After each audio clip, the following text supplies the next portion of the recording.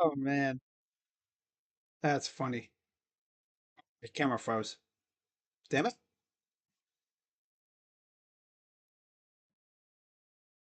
Okay. Hopefully it doesn't act up like that. But y'all are shocked to see me right now, right? Crazy dog, why are you live right now? It's 2:11 a.m. Why on earth are you live? Aren't you like tired or something? After streaming the Cavs, damn near blowing it at all? I was just sitting here watching the end of the Guardians game, of course. They won, as you see in the thumbnail, right? They won 8-6. I'll get to Jose Ramirez in a minute. You look at the thumbnail and you see the ugly mug of one Chris Valeka. Mm-hmm. I like to call baseball's only terrorist. Why do you call him that? Because the way he has his hitters attacking the ball is what I would call terrorist ball. It pisses everybody off. In this day and age, it's all about hitting absolute missiles to the outfield, nukes, homers, right? I mean, the Yankees introduced, or they, I guess, reintroduced or whatever, brought up torpedo bats, hitting absolute moonshots. You know, that's the way the league is now. But Chris Valeka is all about feebility, noodle bat ball, death by bloop ball. Yeah, that's a better term. A more PG term, ball. Relying solely on hitting the ball into the gaps, station to station, small ball. That's the way the Guardians were up until last year. And then last year, miraculously, we discovered the ability to hit the ball over the wall. Believe it was that performance last year that and Tito getting dragged out of retirement by the Reds that allowed him to get another job, which shocked everybody. I was like, wow, they actually hired Chris Valeka.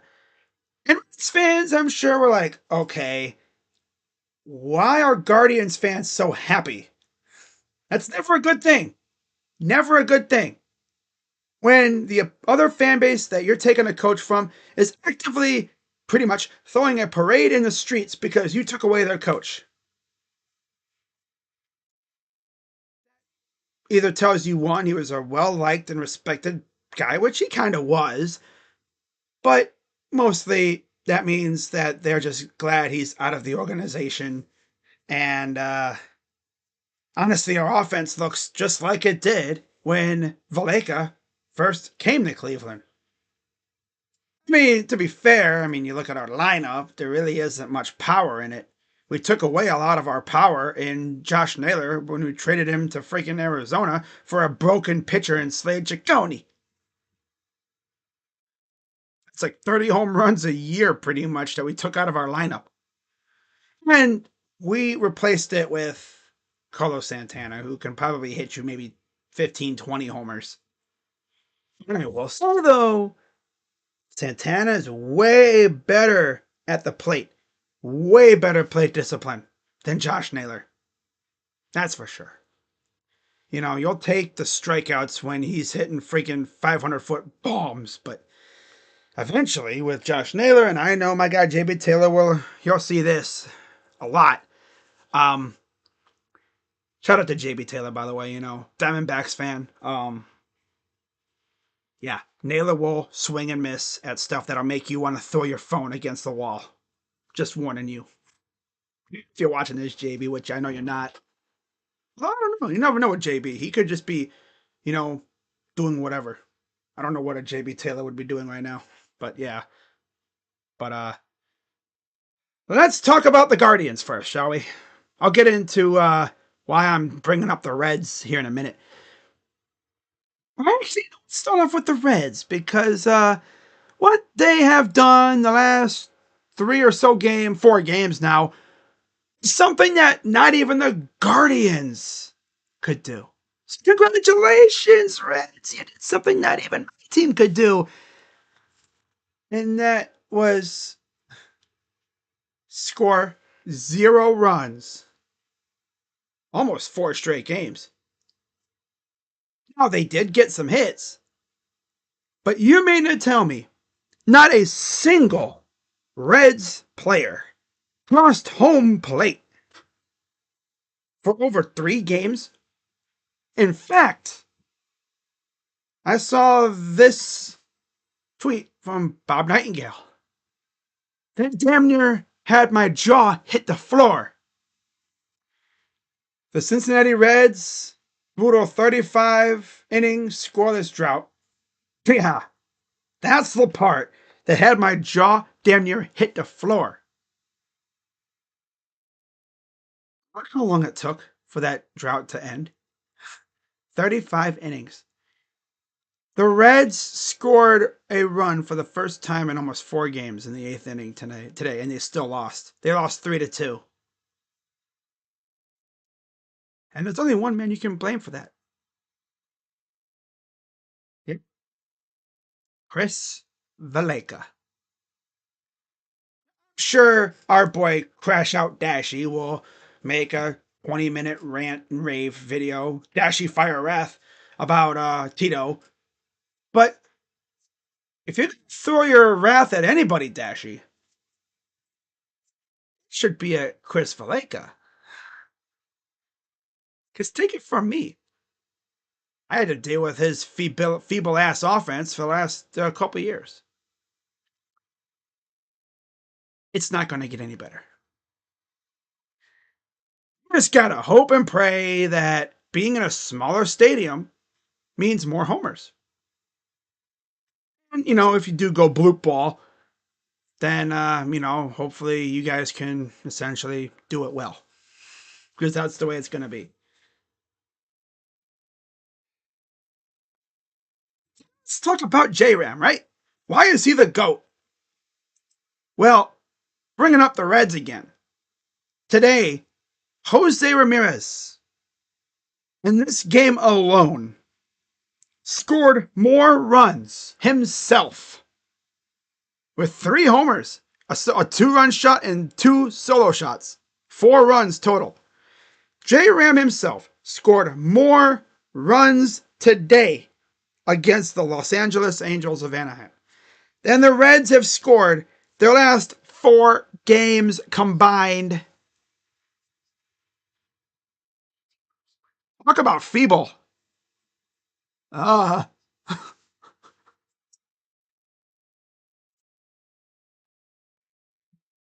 Even the guy I call Brian Slokio had more RBIs, 3, than the Reds have had the last 4 games. And this Brian Rocchio is extra feeble. He's slow, but he is pretty good with the glove. But he's slow, because that dude cannot steal a base to save his life. They need to chain him to the base. Do not let him steal at all. Take away his stealing glove. Say, I'm going to take away your oven mitt.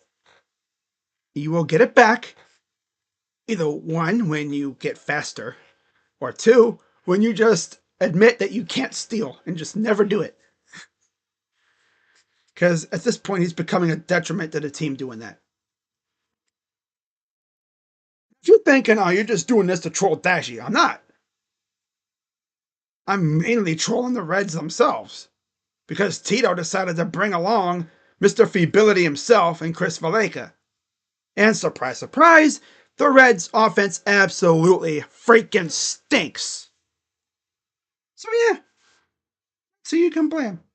So Dashy, if you're watching this tomorrow or whenever, and you're trying to figure out who do I direct my next Hellfire Wrath Rage video at, it's none other than the guy I call the baseball terrorist, Chris Valleca.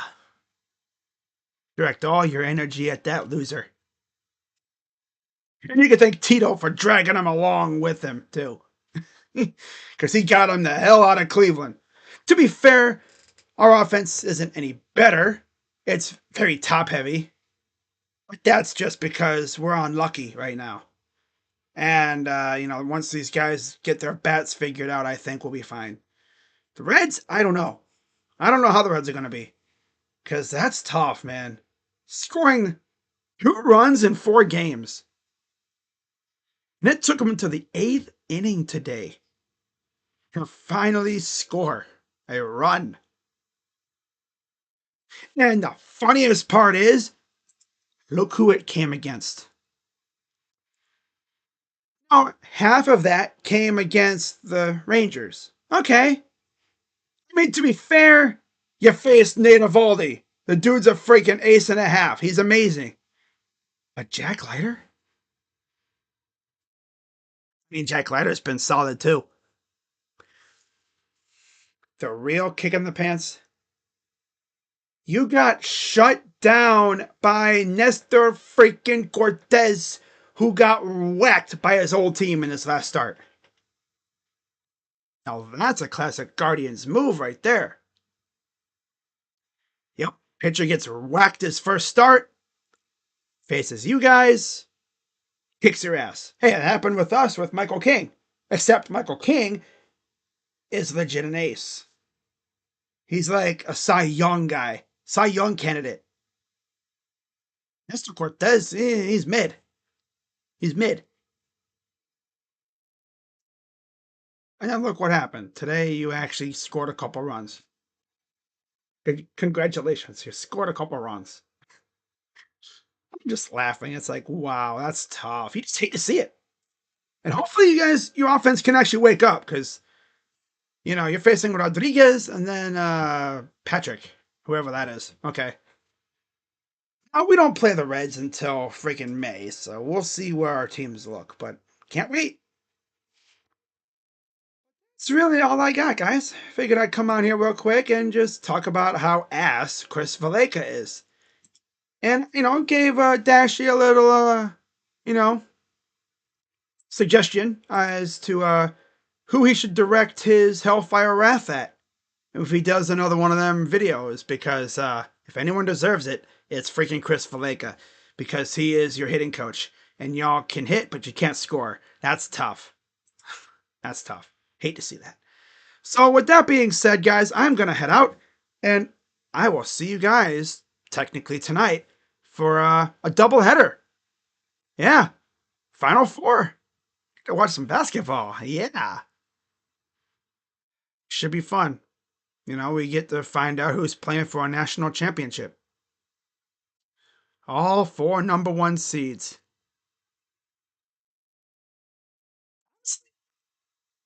This Final Four really didn't have a lot of shock value to it, but it's been a pretty good thing. I mean, it's been fun, but not a lot of shock value. There's no Cinderella runs like I've talked about before. There was a few teams that made it to the second round, but yeah, nothing serious like in the years past. So with that being said, what's up, Jacob? Says thank God the Guardians won. Bro, I was starting to stress out. I was like, no way the freaking Class A is gonna blow this. Luckily he didn't. So good. With that being said, I'm Crazy Dog. Let's go, Guardians. And I'll see you guys tonight, technically, for a doubleheader. Yep. We doing Auburn, Florida, and we doing Duke and Houston. Should be fun. Hope to see you guys there. Go Guardians, and I'm out. Go Blue Jackets too, and Cavs. Let's get some W's stacking up. Okay, Guardians. Okay. See you guys later. I'm out. Bye bye. Yeah.